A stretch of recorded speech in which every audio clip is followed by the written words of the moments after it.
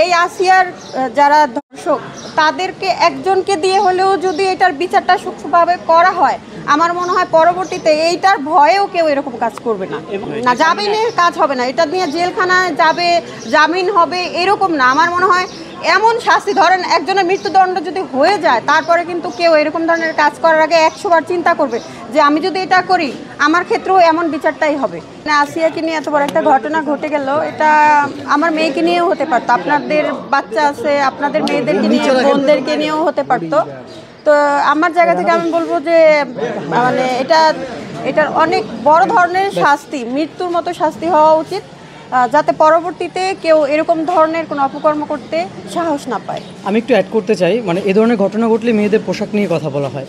শিশু আসিয়ার মতো যারা আছে 8 বছর, 9 বছর, 7 বছর, তাদের পোশাকে কী ধরনের সংশোধন আনা যায় বলে আপনি মনে করেন? আপনি শিশু আসিয়ার কথা বললেন, ওর তো বয়স 7-8 বছর ছিল। আমি সেদিন নিউজে দেখলাম 2 বছর না 3 বছরের একটা বাচ্চা মেয়ে, তার পর্দা করার মতো কি আছে? সে কি বোঝে? তার তো আমরা দেখা যায় প্যান্ট না পরিয়ে দিলে তো সে প্যান্টটা পর্যন্ত পরতে পারবে না, তাকে আপনি কিভাবে পর্দা করাবেন?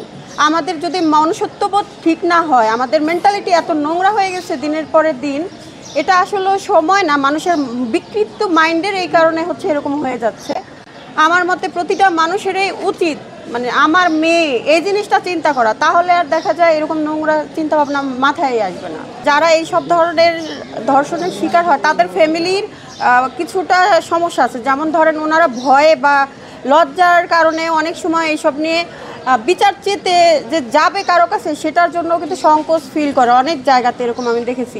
আসিয়ার যে ব্যাপারটা ঘটেছে দেখেন, আপনি ঘরের ভিতরে মনে হয়, আমি ঠিক যতটুকু জেনেছি নিউজ থেকে, যে ঘরের মধ্যে ওর বোনের হাজবেন্ড, তারপরে বোনের শ্বশুর সবাই মিলে এটা করছে।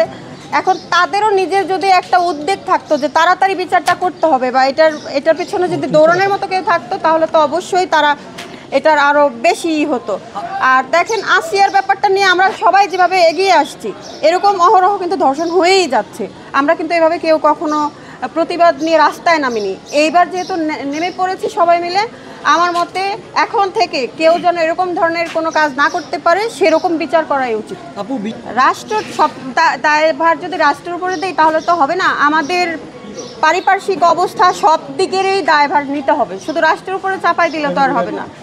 আমার মনে হয় সব যাদের বাচ্চা কাচ্চা আছে তাদেরও বাচ্চা কাচ্চাদেরকে সেফ রাখা উচিত, পরিবারের লোকজনেরও একটু সেফ থাকা উচিত, তারা আমরা যারা আছি আমাদের সবারই একটু মানে পরিপাটি থাকা উচিত, শালীনতা বজায় রাখাই উচিত। ঠিক আছে।